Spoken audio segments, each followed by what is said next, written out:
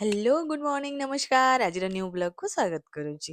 ସିଧି ସକାଳୁ ଉଠି ଯାଇଛି, ତାକୁ ମୁଁ ଉଠେଇବା ପାଇଁ ଆସିଥିଲି। ଦେଖନ୍ତୁ କେତେ ନଖରାବାଜି କରିକି ସେ ଉଠୁଛି, ଶୋଉଛି, ହସିବ ଟିକେ, ଅନେଇବ ଟିକେ, କାନ୍ଦିବ ଟିକେ, ଏମିତି ମିକ୍ସ ହେଇକି ସେ ଉଠିବ ସକାଳ।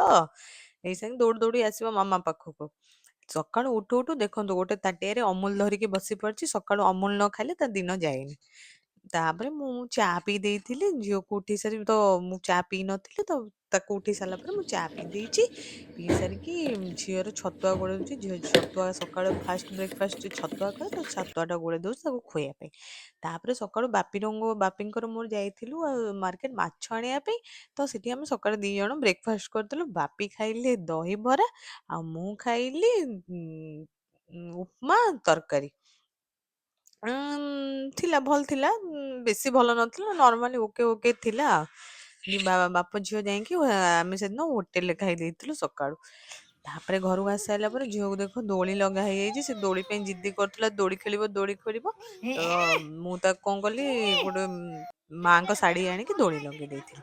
ତ ଆଜି ଆମର ଆସିଛନ୍ତି ଭଉଣୀ ଗାଁକୁ ବୁଲିବା ପାଇଁ, ମାଉସୀ ମଉସା ଭଉଣୀ ଗାଁକୁ ବୁଲିବା ପାଇଁ ଆସିଥିଲେ। ତ ଭଉଣୀ ମୋର ସିଧି ସାଙ୍ଗରେ ଲାଗୁଛି ତାକୁ ଚକୋଲେଟ ଦବା ପାଇଁ। କେତେ ସେ କହୁଛି ଗେଲ କଲେ ମୁଁ ଚକୋଲେଟ ଦେବି, ତ ସିଏ ଗେଲ କରିବନି, ଚକୋଲେଟ ନବ। ସେଥିପାଇଁ ଦି ଜଣଙ୍କର ଚାଲିଛି ଗୋଟେ ଯୁଦ୍ଧ ଚାଲିଛି। ଗୋଟେ ଗୋଟେ ଚକୋଲେଟ ପାଇଁ ଗୋଟେ ଗେଲ, ଗୋଟେ ଚକୋଲେଟ ପାଇଁ ଆଉ ଗୋଟେ ଗେଲ। ତିନିଟା ଚକୋଲେଟ ପାଇଁ ତିନିଥର ଜବରଦସ୍ତି ଗେଲ ସିଏ ନେଇଛି ତାଠାରୁ। ତାପରେ ଆଜି ସ୍ପେଶାଲ ଏଇଥିପାଇଁ, ଯେହେତୁ ଘରେ କୁଣିଆ ଆସିଛନ୍ତି ଖବର ଦେଇ, ତ ଭାତ ଛୁଇଁ ଭଜା, ଏଇଟା ପନିର ମସଲା ଚାଲିଛି। ତ ଚାଲିଥିଲା ତରକାରୀ, ପନିର ପଡିନଥିଲା। ଏଇଟା ଛୋଟ ଛୋଟ ମାଛର ବେସର ହେଇଥିଲା। ତା ସାଙ୍ଗକୁ ଆଜି ଥିଲା ଛୁଇଁ ଆଳୁ ଭଜା ଥିଲା, ମସଲା ଭଜା, ଆଉ ଶାଗ ଥିଲା, ନାଉଡଙ୍କ ଶାଗ ହେଇଥିଲା। ଏଇଟା ଝିଅର ଖାଇବା ମୁଁ ରେଡି କରିଦେଇଛି। ଝିଅ ପନିର ଭାତ ଖାଇବ, ଦେନ୍ ଆମେ ସବୁ ବସି ପଡିଥିଲୁ ଖାଇବା ପାଇଁ। ମାଛ, ଛୁଇଁ ଭଜା, ପନିର, ଭାତ। ଆଉ ଜଣେ ଦହି ଭାତ ଖାଉଛି, ସେ ଖାଲି ଭାତ ଖାଇବନି, ଦହି ଛୁଙ୍କ ଭାତ ଖାଇବ। ଦେଖନ୍ତୁ ସେ ଦହି ଛୁଙ୍କ ଭାତ ଖାଉଛି ଆଉ ମତେ ଦେଖି ଦାନ୍ତଟା ଦେଖଉଛି।